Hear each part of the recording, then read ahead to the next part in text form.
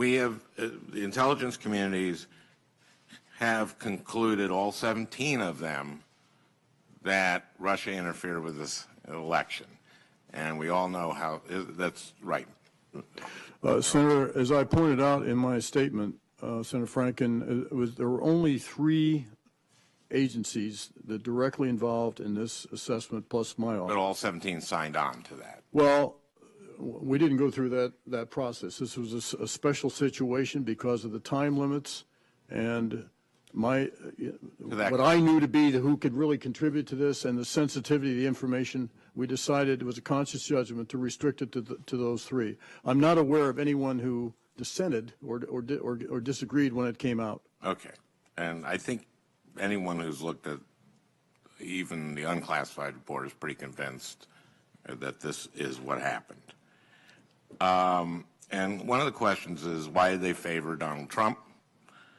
There are a number of contacts and communications that between Trump campaign officials and associates and members of the Trump administration, Jeff Sessions, as Senator Leahy mentioned, Carter Page, a former campaign advisor, Paul Manafort, who was a former campaign manager and chief strategist, Rex Tillerson, Secretary of State, got a friend of Russia award, Roger Stone, and of course Jared Kushner, White House senior advisor, son-in-law, and Michael Flynn.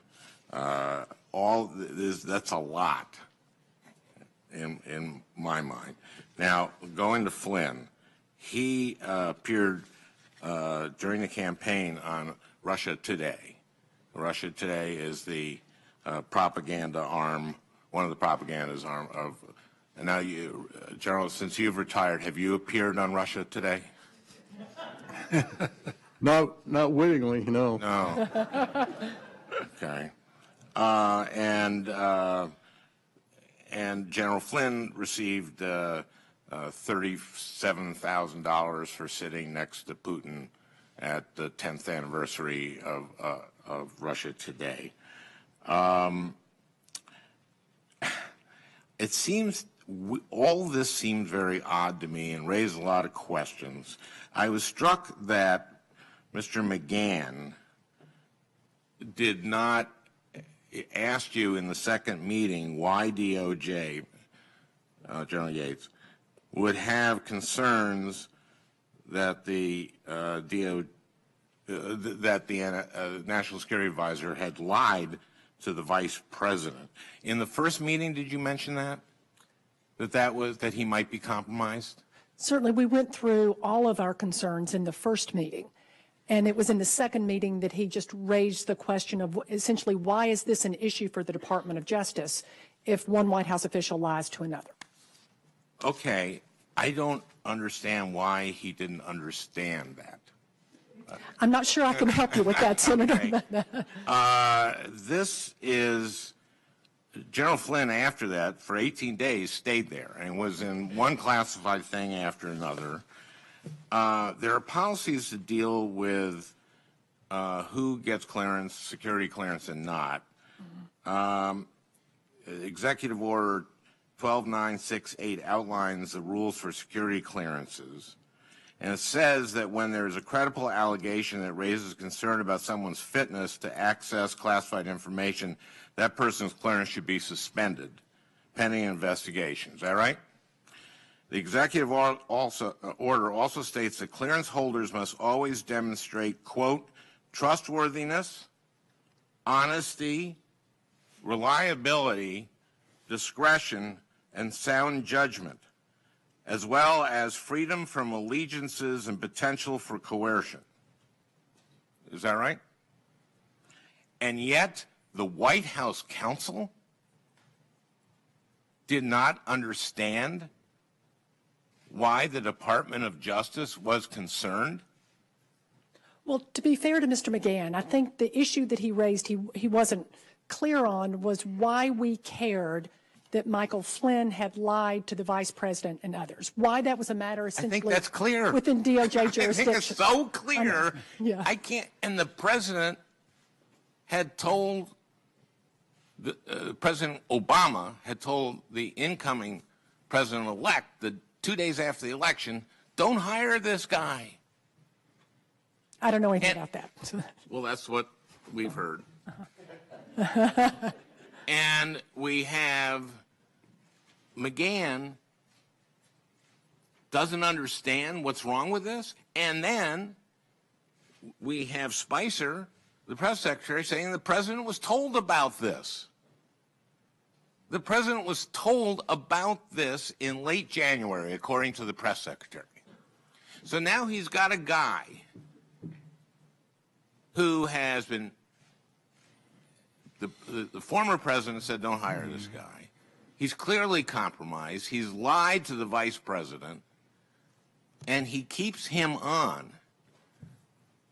And he lets him be in all these classified phone, he lets him talk with Putin, President of the United States, and the National Security Advisor sit in the Oval Office and discuss this with Putin.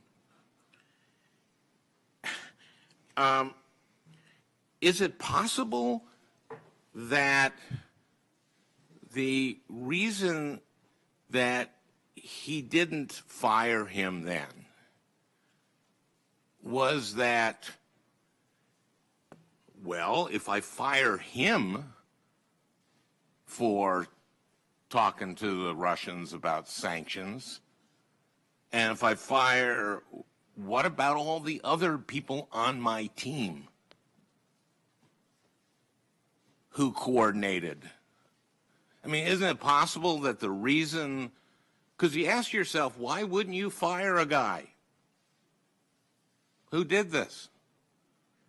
And all I can think of is that he would say, well, we've got all these other people in the administration who have had contacts. We have all these other people in the administration who coordinated, who were talking. Maybe that, I'm just trying to put we're trying to put a puzzle together here, everybody.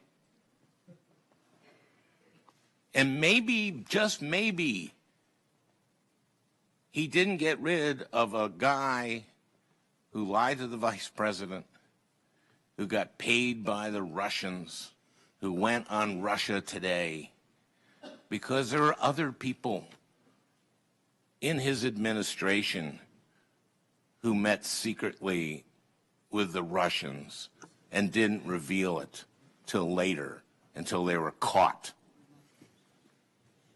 That may be why it took him 18 days until it came public to get rid of Mike Flynn, who was a danger to this republic. Care to comment? I don't think I'm going to touch that, Senator.